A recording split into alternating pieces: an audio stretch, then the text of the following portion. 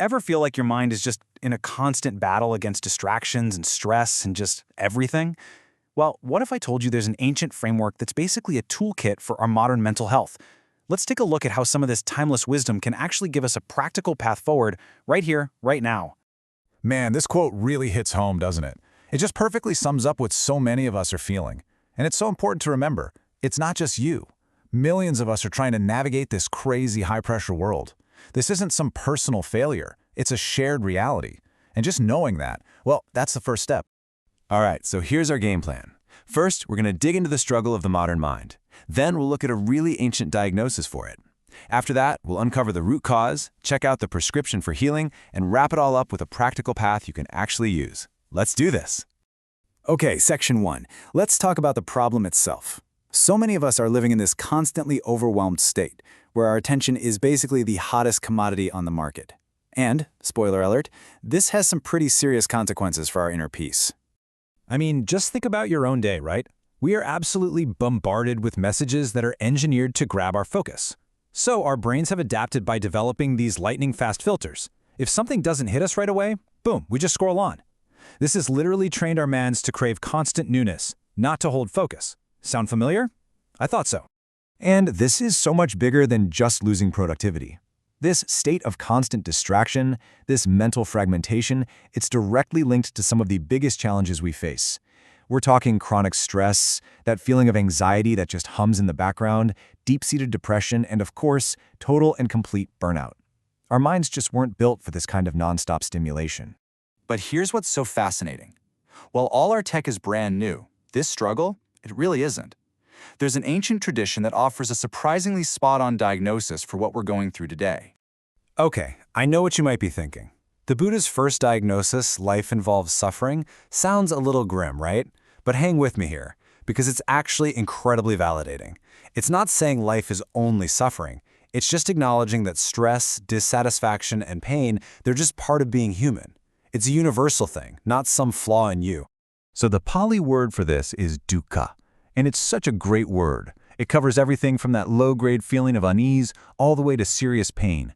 By just giving this universal experience a name, we can kind of take away the shame and isolation we feel. It normalizes our struggles, which lets us approach them with curiosity and compassion instead of judging ourselves. So if dukkha is the symptom, what's the actual disease? Well, the diagnosis goes even deeper, and it points to a very specific psychological driver that's fueling all of this dissatisfaction. And the cause is identified as tanha. Now, this is often translated as craving, but it's way more than just wanting something. It's that deep conditioned drive, that itch you can never quite scratch. Think about obsessive thinking or unhealthy attachments, or that relentless drive for perfection that keeps us running on a hamster wheel of dissatisfaction. That's tanha. And this craving kind of shows up in three main flavors. First, there's the craving for pleasant things, good food, entertainment, you name it. Second, there's the craving to be someone, to build up and protect our identity. And third, there's the craving to just get away from pain and discomfort, to avoid the bad stuff. Yeah, I think we can all see ourselves in at least one of those. And here is where it gets absolutely wild. Modern neuroscience has basically identified the exact same mechanisms in our brains. Our dopamine-driven reward system creates these super powerful habit loops. In fact, you could say that social media algorithms are literally designed to hijack tanha, this 2,500-year-old concept, to keep you scrolling for that next little hit of validation. This proves this isn't just philosophy, it's hardwired into our biology. Okay, so we have a diagnosis and we have a cause.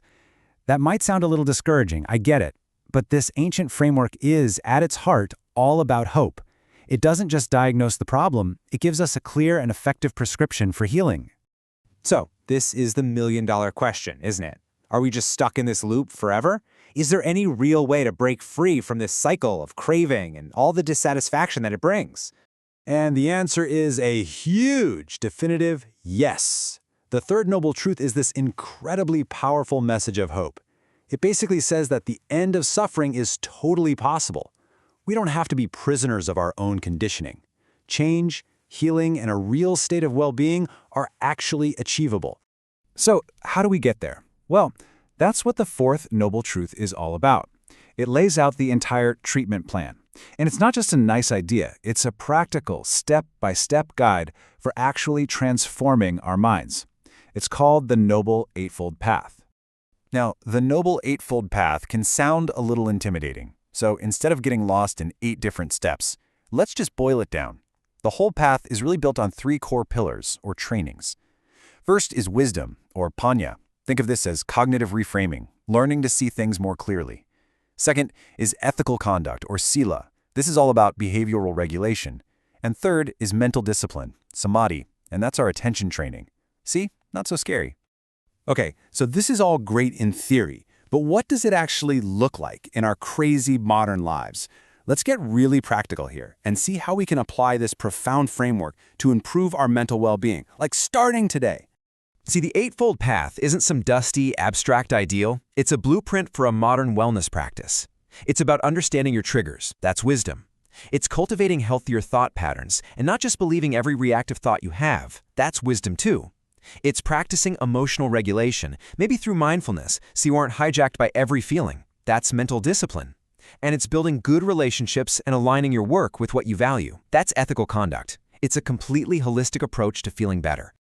And this is probably the most crucial point of all. This path is not about achieving some impossible state of perfection overnight. Not at all. It's a compassionate process. It's about slowly, gradually letting go of the habits that cause us so much pain through small, consistent steps, day after day. Every little step you take toward a healthier pattern is a huge win. So in the end, this ancient wisdom isn't just some historical curiosity. When we actually apply it, it becomes this incredibly powerful, transformative force in our lives. It gives us a roadmap for our own growth, it helps us care for the people around us, and it offers a real, sustainable path to lasting mental health in a world that, let's be honest, desperately needs it. So, I'll leave you with this to chew on. If our dissatisfaction is largely just a conditioned habit, well, that means it can be replaced with a better one. So my question for you is, what's one small new habit you could start building this week to begin reclaiming your focus and your own well-being?